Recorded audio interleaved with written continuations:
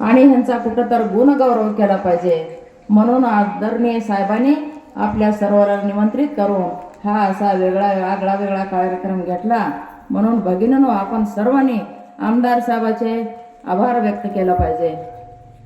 तुम्हाला माहीत आहे, आम्ही 3 वर्षाचं बाळ झालं की तुमच्या अंगणवाडीमध्ये आणून सोडतो. मग तुम्ही आणि ती मदतनीस त्याला खाऊ घालण्याचं काम, त्याला चांगले संस्कार देण्याचं काम, त्याला सी केल्यानंतर साफ करण्याचं काम कोण करत असं तर माझी समोर बसलेली आशा वर्कर आणि आपली अंगणवाडी सेविका आणि मदतनीस करते.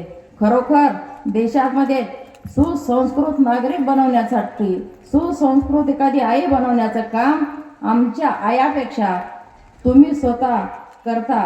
म्हणून खरोखरच तुमच्या सर्वांचं काम अतिशय उल्लेखनीय आहे. तशाच पद्धतीचं काम आपल्या आशा वर्कर करतात. अगदी गरोदर महिला आमची पहिल्या महिन्यापासून 9 महिने होईपर्यंत दर महिन्याला तिच्या घरी जायचं, तिला विजिट द्यायचं, तिचं संगोपन कसं व्हायला बघायचं, तिला पोषक आहार मिळते का हेही बघायचं आणि 9 महिन्यानंतर तिला बाळंतपणासाठी सोबत जाऊन चांगल्या एका सरकारी दवाखान्यामध्ये तिचं बाळ व्यवस्थित जन्मत आहे का, आईला व्यवस्थित औषध उपचार मिळतंय का, हे करण्याचं काम पण माझी आशा वर्कर करते. म्हणून खरोखरच भगिनींनो, आमच्यापेक्षा अतिशय चांगल्या पद्धतीचं म्हणण्यापेक्षा मेहनतीचं काम आपण सर्व भगिनी करतात. म्हणून आपल्या सर्वाचा गुणगौरव करणं काळाची गरज आहे हे आपल्या आदरणीय साहेबाला कळालं आणि अशा पद्धतीचा आज कार्यक्रम ह्या ठिकाणी साहेबांनी ठेवला. आपल्याला हेही माहित आहे, आपल्या देशाचे पंतप्रधान आदरणीय नरेंद्र मोदी साहेबांनी आपल्या भगिनींसाठी काय काय काम केलं आपण जाणून आहात. आपण काही अनाडी नात, सुज्ञ आहात. भगिनींनो, आपल्या महिलांना शौचालयाला जायचं म्हणलं तर सकाळी किंवा संध्याकाळी रात्र व्हायची वाट आपण बघायचं आणि उघड्यावरती शौचालयाला जायचं.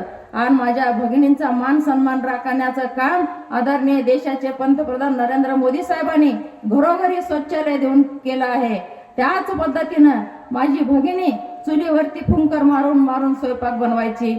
वेळेच्या आधी तिचे डोळे जायचे, वेळेच्या आधी तिला फुफ्फुसाच्या बिमाऱ्या व्हायच्या.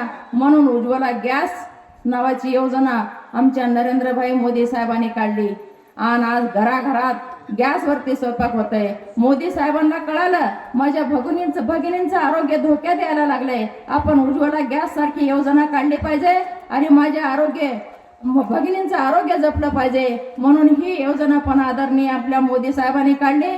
त्याच पद्धतीनं हर घर नल जल जीवन योजना प्रत्येक खेड्यामध्ये कोटीच्या माध्यमातून निधी देऊन जल योजना ही प्रत्येक गावामध्ये साहेबांनी तयार केली, उभी केली. कशासाठी? माय माऊली डोक्यावरती हंडा, कमरेवरती हंडा घ्यायची, कुठं तर पाणी हापसून आपल्या घरचं पाणी भरायची. माझ्या भगिनींना हाही त्रास कमी झाला पाहिजे म्हणून हर घर जल नावाची जल जीवन योजना प्रत्येक खेड्यामध्ये काढली. एवढंच नाही भगिनींनो, आपल्या राज्याच्या मुख्यमंत्र्यांनी आणि उपमुख्यमंत्री देवेंद्र फडणवीस साहेबांनी आपल्या भगिनींना 50% आज एसटी महामंडळामध्ये प्रवास करत असताना सवलत दिली. आज आपण ग्रामीण भागात राहतो, आज आपल्या घरामधला कुटुंब प्रमुख माणूस आहे. माणूस प्रत्येक वेळेस बाजारात गडी जात असतो आणि सांगत असतो की मी काय आणू बाजारात. पण आमच्या आदरणीय नेत्यांनी ही योजना 50% एसटी महामंडळाला लागू केली. तेव्हापासून आपला कुटुंब प्रमुख राहणारा आपला माणूस घरातला म्हणतो आज तुला एसटी मध्ये सवलत आहे, 50% मध्ये तू आज हिंगोलीला जाते. हिंगोलीला जाऊन बाजार मी 100 रुपये खर्चून करण्यापेक्षा एसटीला 50 रुपयामध्ये जाऊन तू आज जाऊन बाजारामध्ये जाऊन बाजार करून आपल्या घरी आण. अशा पद्धतीची योजना आपल्या राज्य सरकारने काढली. भगिनींनो, तुम्हाला माहित आहे अनेक योजना, जास्त बोलायची गरज नाही. टीव्हीच्या माध्यमातून, मोबाईलच्या माध्यमातून प्रत्येकीला माहित आहे. मी आपल्या सर्वांना एकच सांगू इच्छिते, आपल्या देशाचे राहणारे पंतप्रधान, आपल्या राज्याचे राहणारे मुख्यमंत्री आणि उपमुख्यमंत्री ह्यांना जे महिलांसाठी कळतं ते इतरांना कधीच कुण्या राज्यकर्त्याला, कुण्या पक्ष नेत्याला कळालं नाही. म्हणून भगिनींनो, परवाच काढलेली आपली लाडली बहीण मुख्यमंत्री योजना माझ्या आशा वर्कर भगिनीने प्रत्येक घराघरामध्ये जाऊन फॉर्म भरण्याचं काम केलं.